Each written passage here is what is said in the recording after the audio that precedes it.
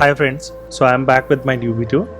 In today's session we'll be learning that how we can deploy the application in Kubernetes cluster.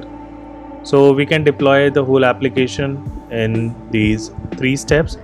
First is that we'll be viewing the list of builds which has been created. We can refer the latest one so that accordingly we can do the deployment. Second is that we'll be going on the cluster and we'll be initiating the deployment activity. Third is the deployment which we have done, we will be doing the test. Let's come to the panel. So this is the panel where we can see that this was the cluster which is created. And before moving to the next part, let's understand container registry. Currently we have a registry created for three applications. One is SVCRM, which was a separate application. Here we are specifically looking for Golang app. So once we'll click on this, that we'll be able to see that how many builds has been created here, what is the size and when it was created, kind of thing. Next is we'll go to the Golang cluster itself. So once we go inside the cluster,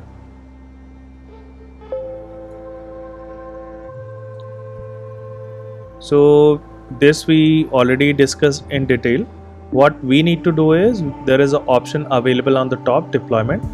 We need to click on this option, and then here the list of we need to select the existing container image.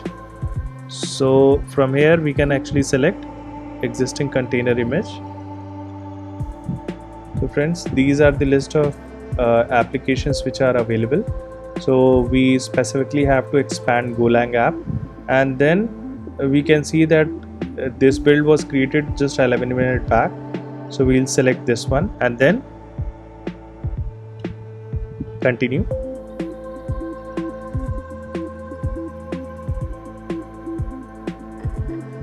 We'll put a name, Golang app, and we'll do the deployment.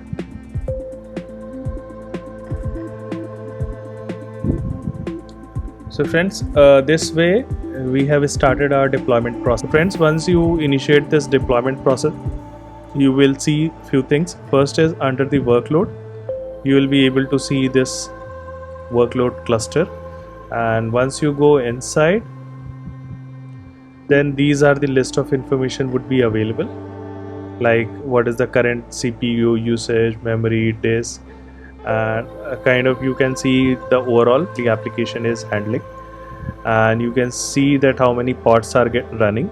So currently there is only one pod which is running.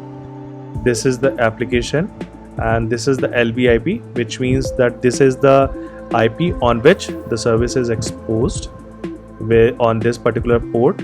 And just in case you want to change the port number, you can enable the port forwarding on this app services configuration. So let's see whether my deployment is completed or not. So workload deployment. So I guess our deployment has been completed. Now let's check. So friends, now we'll see that we'll be testing our endpoint, that the code which we have deployed in production, is it working fine or not. So this is the public IP which we got from our cluster, and this is the port on which my application is running, and this is the endpoint which we have defined. And click on the send button and see that whether we are getting response or not. So on click, friends, we have got the response. The success 200 we have received. Along with that, we have got the message as well.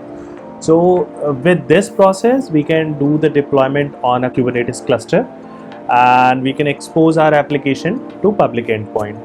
So friend, in my previous video where we were doing the configuration on the cluster, we actually selected the public endpoint. So that is why it is exposed to public. In case we want to restrict our access to within the private IPs, then that can also be doing. So friends, we have successfully deployed our application. It is working absolutely fine. The expected response is coming. So in case you find it useful, then please click on the like button, and in case you want any of the topic to be covered in detail, then please put it on a comment section, and I'll definitely take the input and I'll create my subsequent video on that. Thank you friend.